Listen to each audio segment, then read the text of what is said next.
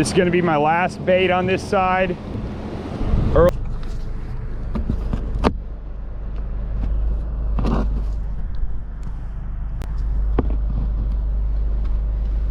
Good morning, everybody. It is the 2nd of January. Yesterday, I went fishing with Steve and Eric on Eric's boat. We caught some sheepshead. I caught a pretty nice redfish and a flounder on some fiddler crabs at the jetty. I still have some fiddler crabs left, so I'm gonna go to the jetty again or the poles, those stumps by the Coast Guard station this morning. I'm gonna try my luck with the fiddler crabs, see if I can run out of a few more of them. If I start getting bored of that, I'm gonna release them all, and then I'm gonna go inshore and try and catch some reds, trout, things of that nature. Low tide is, I think, like 2 p.m. I think high tide was 7 a.m. or something like that, but obviously things change depending on how far you are from the inlet, right? So once the tide starts getting where I think it needs to be, I'm gonna move inshore in the creeks, and start doing some stuff like that. I did remember to bring an extra battery, like an external battery, and the GoPro battery charger. So hopefully I don't run into the situation where I did yesterday where I had to keep the camera like hooked into a cord this big on the battery pack and try and film. It was a big pain in the butt, and then I missed that big redfish. So we're learning, we're getting there. I'm gonna go back, I think, to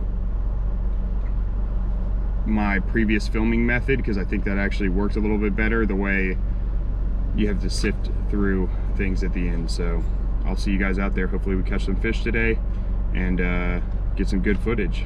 Thanks.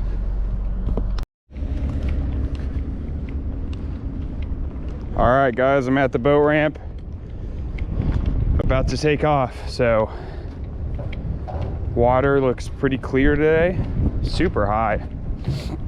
I can tell it's going out already. A little bit of wind chop. Got the new decals. I think it looks pretty sick. All right.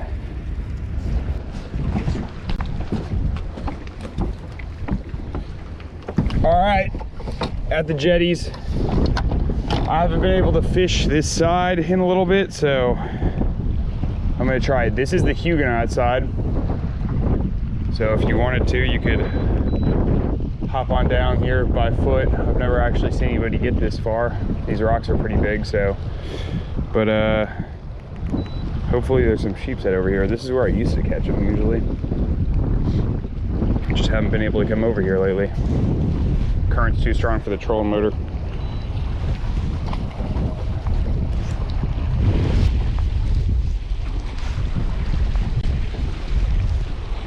I'm sure everybody's got different opinions, what they want for sheepshead, but hopefully you can see this, the sonar right now. All right, I get pretty close to the rocks, as you can see, so this could be dangerous. Be safe if you're doing it, that is for sure. Rocks will be submerged, it is high tide, so you gotta be on the lookout. Water's clear right now. I can see a rock right there submerged, so water's clear right now though, so I can sort of see everything. I sort of know what's going on, right? A little bit calmer, current's not crazy. I like about 15 foot of water depth. I'm sure they're deeper, but for me, that just seems like my sweet spot. 15 to 25 feet, somewhere like that. 15 is usually what I'm aiming for, all right? So I'm about to rig up my first bait, and we'll see what starts to happen here. Hopefully I can get on a few. Still got the same fiddlers from yesterday, same way we're hooking them, right? So today I'm gonna try mostly going through this back corner of the legs, go through there, and then I have the tip of the hook going through the top of the shell because they like to nibble them in half right there. So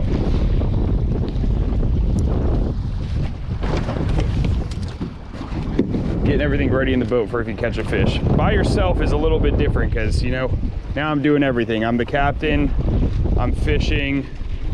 It's a one-man show, which sometimes is nice, but there's no one to help you get the net. There's no one to help you put the trolling motor down, you know, things like that. So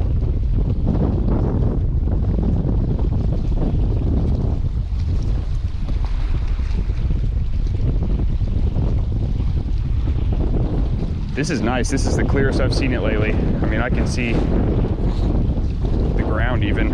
It's 15 foot deep, so it's pretty cool. I can see a hole right here.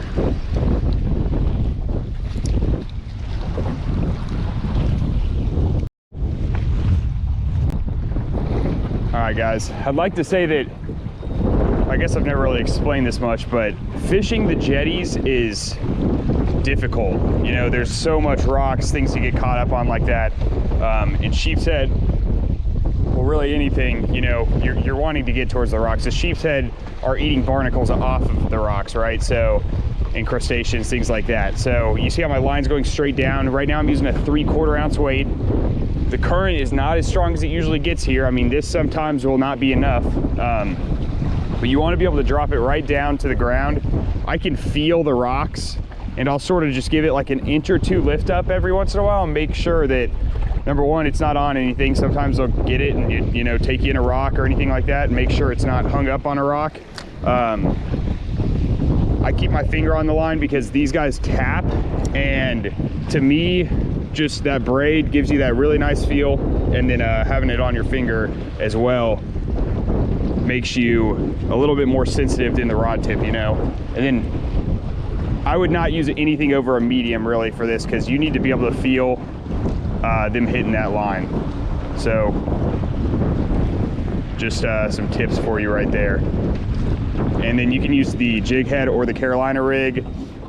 I only have this one 3/4 ounce jig head left, so if it becomes too much, I think right now I'd be okay with the 1/2 ounce, but when the current becomes too much, you know, that Carolina rig might be a little bit better because you have more availability of egg sinkers. They're also a lot cheaper. So I think I'm getting a hit right now, or I'm stuck on a rock, one of the two. We'll see.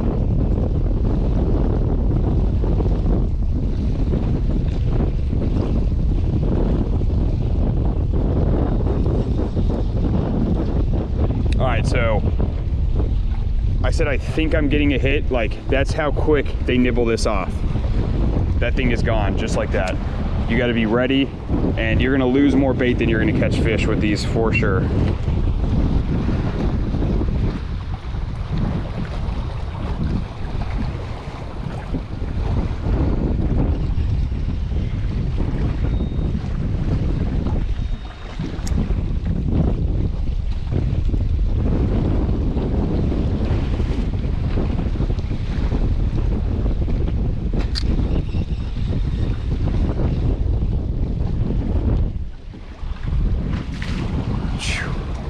I knew I had one right there, but he was barely taking it, and look at how they just destroy the crab, everything around it but the hook. That is insane.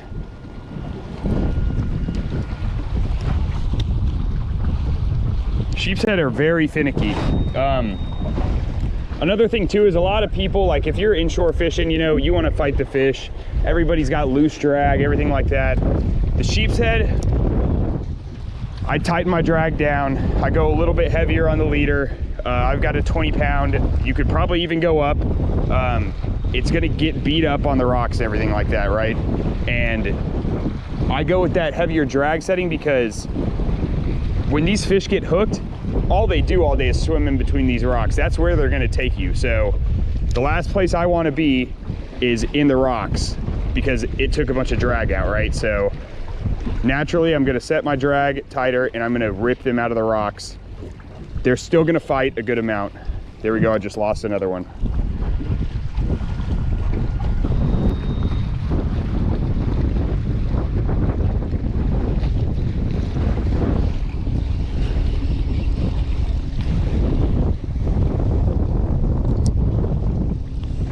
Man, they are thick right now, and they are just grabbing my bait and taking.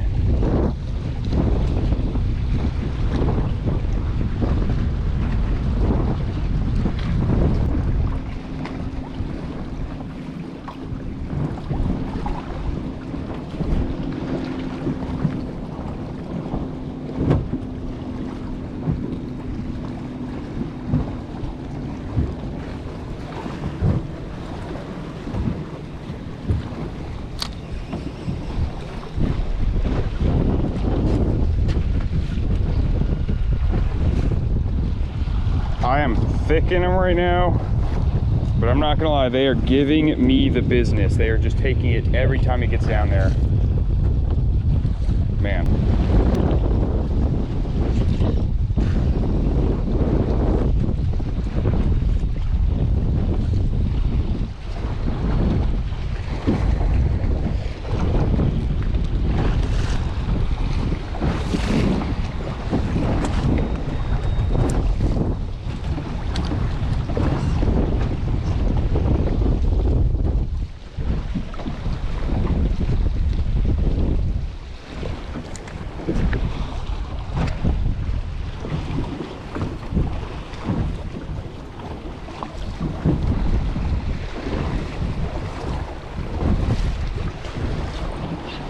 Finally,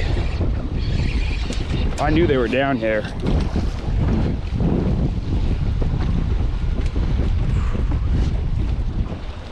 Got a biter. Guess they were small guys.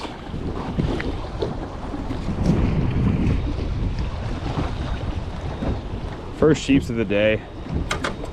I don't know if he's a keeper, probably not. We'll give him a little measure. He might be a little over 12, but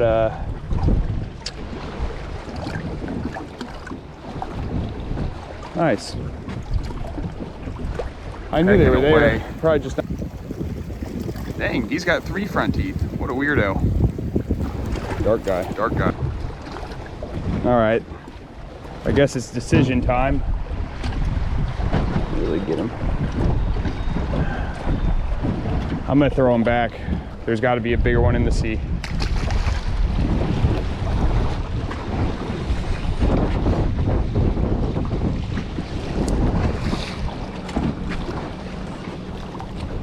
All right, so tide. I just caught that fish, but the tide is immediately sucking out. You can see the change in water color. Everything's moving faster now. Hopefully some schools come by with all that, so we'll see. This is gonna be my last bait on this side. Earlier I was getting bites, you know, every 4 seconds down there. Now I'm not getting any bites, so we're gonna move. I think the sheeps moved with the tide, so let's see what happens. It's about to get real wavy.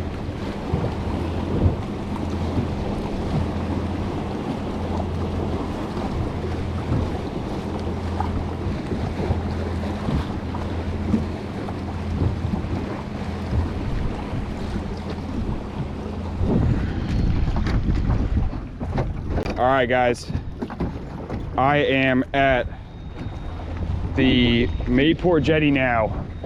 There's the beach line right there, so I mean probably 100, 150 yards in. I was actually gonna go a little bit further down, but sure enough there's a boat right where I put a mark the other day. When you're pulling up to the jetty, I know people who have boats or are getting boats, just remember current rips here. If you're using GPS lock, give it a second, make sure you know your motor's holding and you got a little bit of room for air, right? The motor might have to speed up, slow down.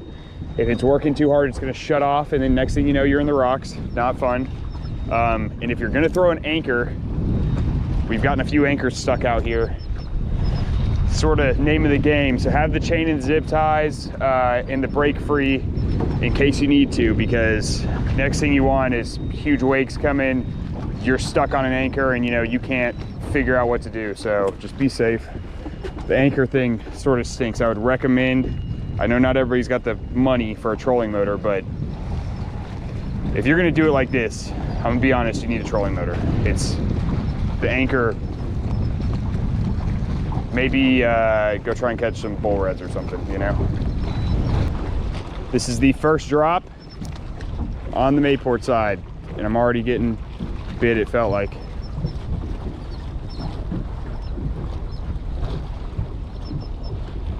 Or was just hitting rocks, but that felt pretty good, honestly. Felt like some nibbles. Current is moving way quicker over here, so. Again, let's see what I'm at. 22 feet deep.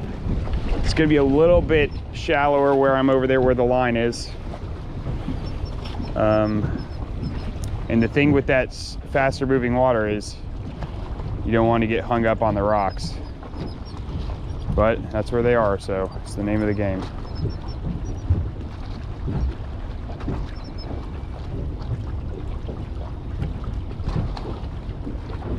it's pretty calm out there. I might go where I caught that freaking redfish yesterday.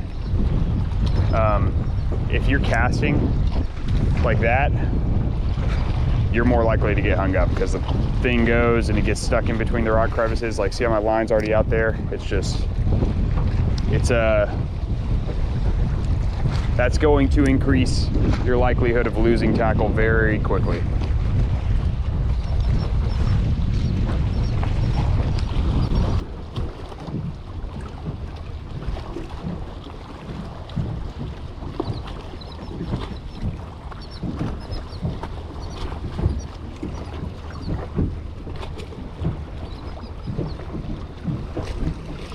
Oh man, there were some, actually what I felt like to be good hits. Hopefully it ain't gonna rain today.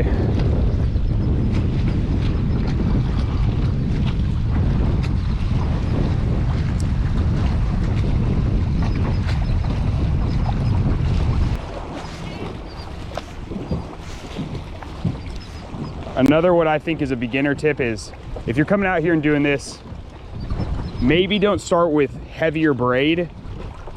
I would start with maybe like a 20-pound mono. It sounds crazy, but in the sense of breaking off, you're probably gonna get hung up a lot. When you get hung up, braid is very hard to break off, so you're gonna be struggling there. Braid's also more expensive, so you're gonna be running through more line. I mean, my rods go through a lot of line whenever I'm sheepshead fishing because of how much I lose. So just in a sense of money, mono is cheaper, and then it's gonna be easier to break off if you need to, right? So you can get the sheepshead out of there if you pull them out, right? 20-pound test is definitely gonna be enough. You're just going to want to make sure that you're not sitting there cranking on the rod the whole time you're out here fishing because you keep getting hung up. You know, that's not fun.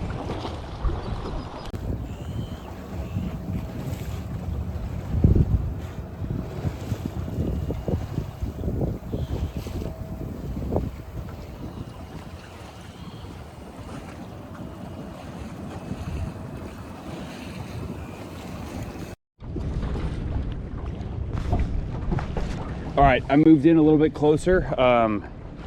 It almost seems like the current like slows down a little bit near these poles, but it's still moving pretty good. So I think as long as the trolling motor is holding, which it is, and I can drop these to the bottom, I just got a pretty nice bite. So we'll see if I can continue this. I know there has got to be just sheepshead out the wazoo here, so.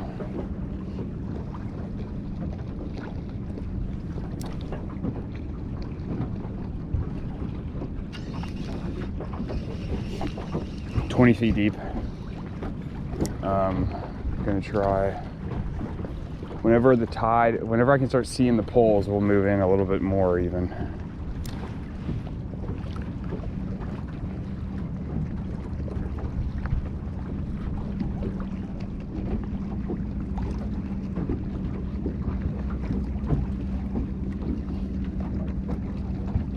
That was a big sheep's bite right there. All right, another new spot. I've never actually fished for sheepshead right here, so we're gonna try it. It's 28 feet deep right here. I think it's a little shallower up here. There's a bunch of rocks, so I gotta be careful of that. This is the mini jetty. This park right here, I forget the name of it, but it's the one, look it up on Google Earth, Google Map. There's the little beach where everybody does shore fishing right there, so you could even walk down here if you needed to. Let's see here if I can get up on these dang rocks.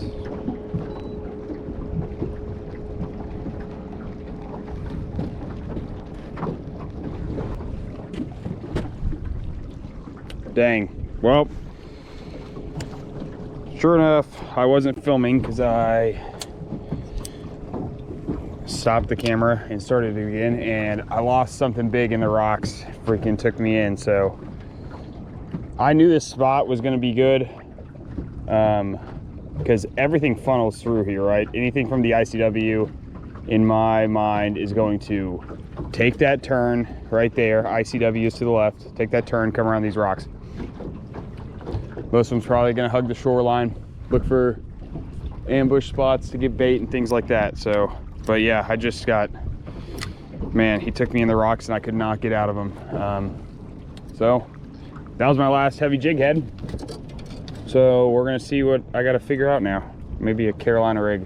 Carolina rig's probably gonna get really tangled up in here, so I don't know about that. All right, lighter jig head. This is, I believe, either a 1/2 ounce or a 3/8. I think it's a 3/8. We'll see, maybe it won't get hung up in a rock or something. A little bit easier. It's still going down, nice. Not as nice as the 1/2, but, or the 3/4. I've been wanting to try this spot for a while, so I've caught a bunch of flounder on these rocks with Redfish Magic Spoon, and the boat's going all wonky right now, sure enough. Man, these currents here are just insane.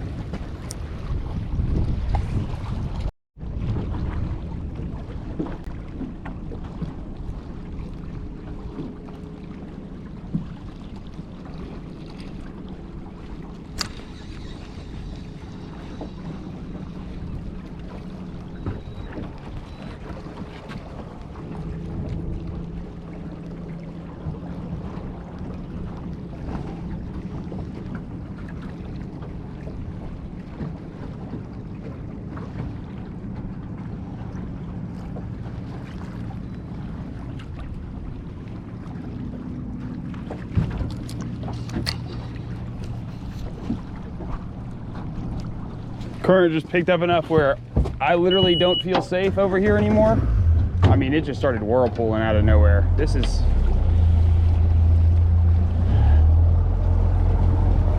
All right, I'm gonna call Matt, Shallow Strikes. I know he's fishing Sisters Creek. I'm gonna see what he's got to say if he answers.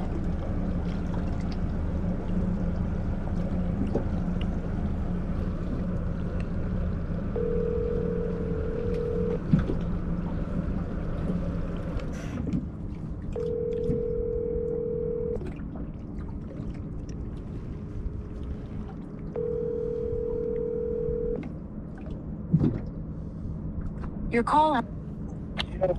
Yo. What up? I was just gonna call and see where you were at, because I'm about to move in the creeks, and if you were having any luck. Yeah, I've got 2 flounder, 2 trout, 2 reds so far. On the Mirrodine? Not on the Mirrodine. I tried it for a little while, but the current is just ripping too fast for it right now. It just keeps moving it straight back to the boat. I'm using the Molotron. It's kind of like a... Yeah. It's like a paddle just with no body roll. I figured it would probably be kind of good for them if they're a little bit more finicky. And it's been working. Everything I've caught has been on that so far. Nice. Were they keeper flounder or undersize?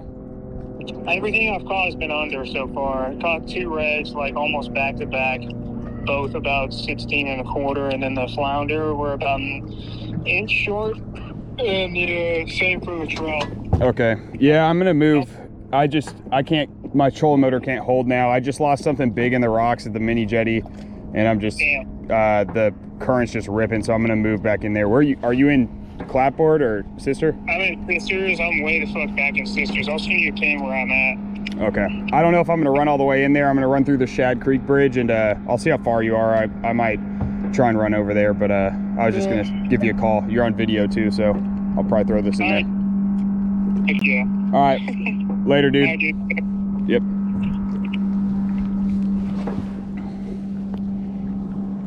All right, well, got the report. I was gonna try throwing a spoon maybe, which probably would work today with the overcast. Maybe that little bit of shine would get it. Maybe not, because there's no light to get it, but I'm gonna try that top water, and we'll definitely throw paddle tails. So, all right, see y'all in a minute.